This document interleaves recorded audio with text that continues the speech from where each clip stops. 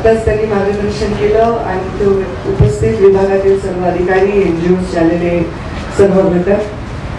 खरं तर आपण एखादी जेव्हा चळवळ चालवत असतो तेव्हा प्रतिकात्मक काही गोष्टी आपल्याला करायच्या असतात आणि जे लोक ज्यांच्या हजारो लाखो फॉलोअर्स असतात, जेव्हा ते एखादी प्रतिकात्मक गोष्ट करतात तेव्हा लोक त्याला ऑटोमॅटिकली फॉलो करायला लागतात. माझ्या लक्षात आलंय की आता सेलिब्रिटीज पासून, सिने अभिनेत्यांपासून, अभिनेत्रींपासून विविध क्षेत्रातले जे लीडर्स आहेत ते सुद्धा पर्यावरणाविषयी जागरूकतेच्या चळवळीमध्ये सहभागी झालेले आहेत. यावर्षी पर्यावरण विभागाने दरवर्षी करतच आहे, पण यावर्षी एक वेगळ्या उत्साहाने आपण ही मोहीम हाती घेतलेली आहे. आपण पर्यावरण वाचवण्यासाठी आणि ही वसुंधरा सजवण्यासाठीचं योगदान देण्याच्या दृष्टीने काही पावलं उचललेली आहेत. वसुंधरा दिनानिमित्त सुरुवात केलेली आहे. आज पर्यावरण दिन आहे. सर्वप्रथम मी पर्यावरण दिनाच्या आपल्या सर्वांना शुभेच्छा देते.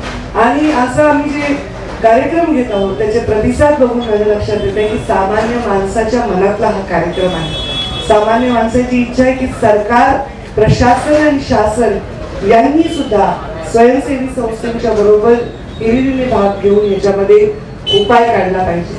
आणि आता अविनाशजी म्हणले की 1-2 वर्ष नाही पण एक टार्गेट ठेवलं पाहिजे की येणाऱ्या 5 वर्षामध्ये जे आहे ते प्लास्टिक आपल्या प्रत्येक शहराचं, प्रत्येक विभागाचं आपण एक विलगीकरण करून त्याला रिसायकल करण्यासाठी, त्याचं डिस्ट्रक्शन करण्यासाठी आपण मिळवलं पाहिजे.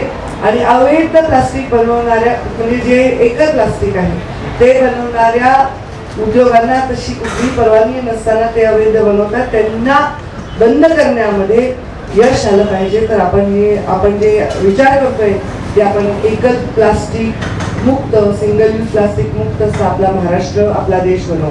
तर आपण सर्व त्याच्यामध्ये योगदान द्या.